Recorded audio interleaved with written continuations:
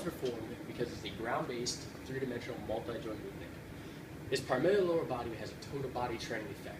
So whenever we squat, we want to make sure that we're squatting parallel. Parallel meaning your femurs parallel to the floor.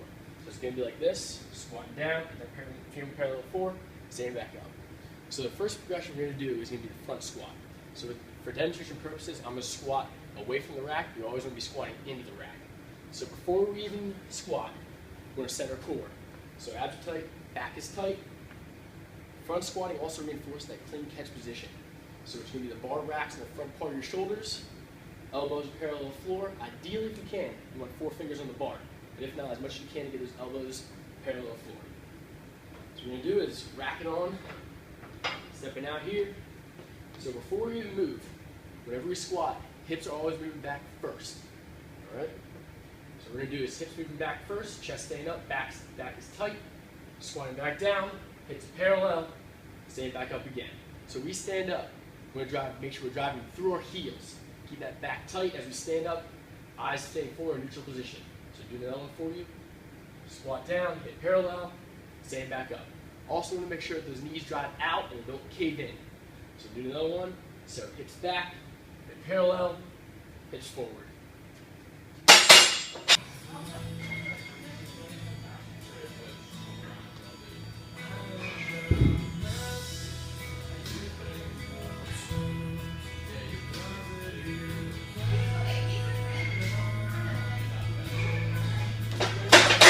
So next exercise is the back squat. It's the next progression after a front squat. So pretty much the back squat, same general movements the front squat worked on before, except the bars can be racked on the back as opposed to the front. So first, hand width grip, as wide as you want it to be, just so it's comfortable and that bar can be supported by your hands. Next thing is that bar is racked in the back of your traps. That's where you want that weight to be held. You don't want to be holding up with your hands at all. Let's just keep it in your hands, just supporting it. So you're getting underneath the bar. Address it, set your core, abs tight, back's tight, stand up, one step back, so it keeps you in the racks with the supports. So with squatting, you want to keep your head neutral. You don't want to overextend your neck up, that puts abnormal stress on your spine, chest stays up. So same with that front squat, hips moving back first, hip parallel, drive through your heels, drive your knees out, stand up tall. Chest is staying up the whole time, eyes staying neutral. Another one, hips back, hip parallel, hips forward. Another rep here for you. Hips back, drive through heels, chest is up, hips moving forward. The song, 45.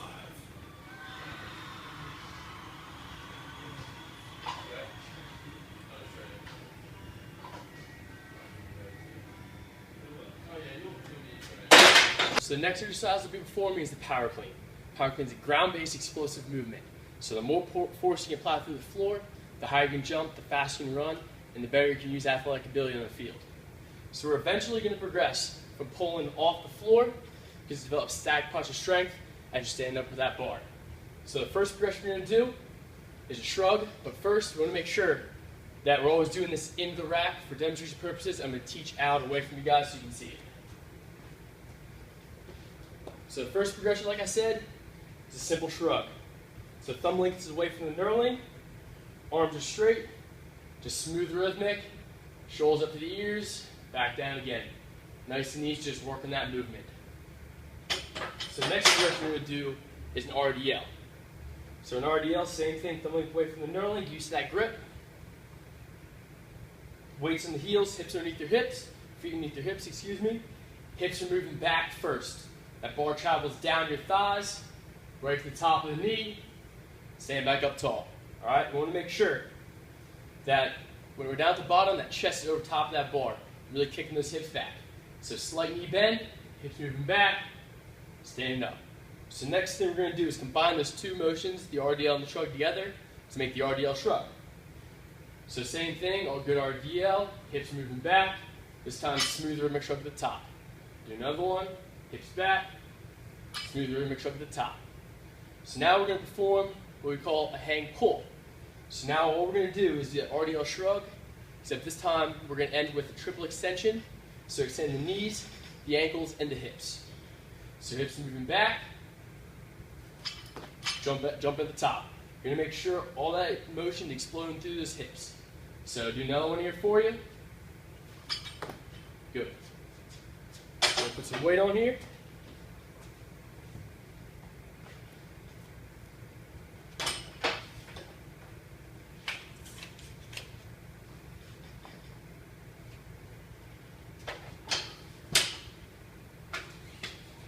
So for this, I'm going to do this into the rack here.